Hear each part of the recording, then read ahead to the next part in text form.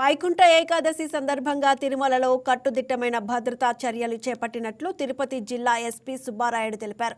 Command control room ద్వారా monitoring చేయనున్నట్టు తెలిపారు. Bus stand, railway station, TTD వసతి సముదాయాల వద్ద బందోబస్తు పెంచుతున్నట్లు తెలిపారు.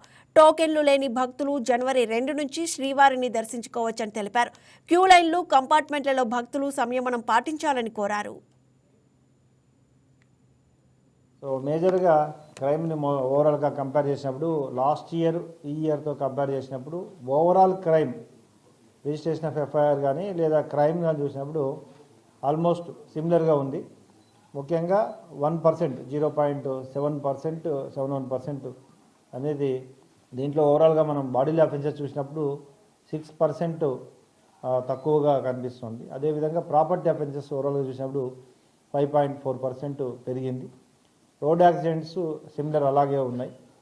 సైబర్ క్రైమ్ చూసినప్పుడు 22% తక్కువ క్రైమ్ రిజిస్టర్ అయింది. సో వైట్ కాలర్ క్రైమ్స్ కానీ అదర్ బిఎన్ఎస్ యాక్చువల్గా పెరిగినట్టు ఓవరాల్ క్రైమ్ అందులోనే పెరిగినట్టు కనబడుతుంది. సో ఇందులో మేజర్గా 9,253 కేసెస్ ఈ ఇయర్ రిజిస్టర్ అయినాయి టోటల్ ఓవరాల్గా.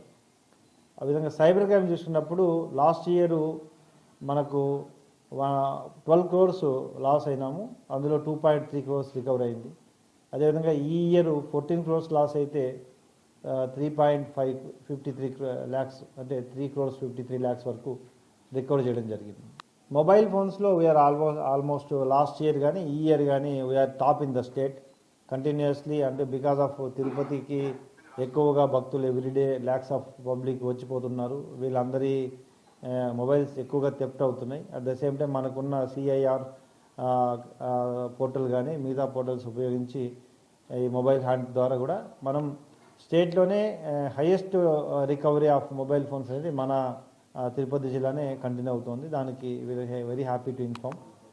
ఇందులో ముఖ్యంగా గాంజా షీట్స్ కూడా ఫస్ట్ టైం ఇప్పుడు కొత్తగా ఓపెన్ చేయడం మొదలుపెట్టాం. ఈ ఇయర్ 296 persons మీద గాంజా షీట్స్ ఓపెన్ చేసి ఈవెన్ అదర్ స్టేట్స్.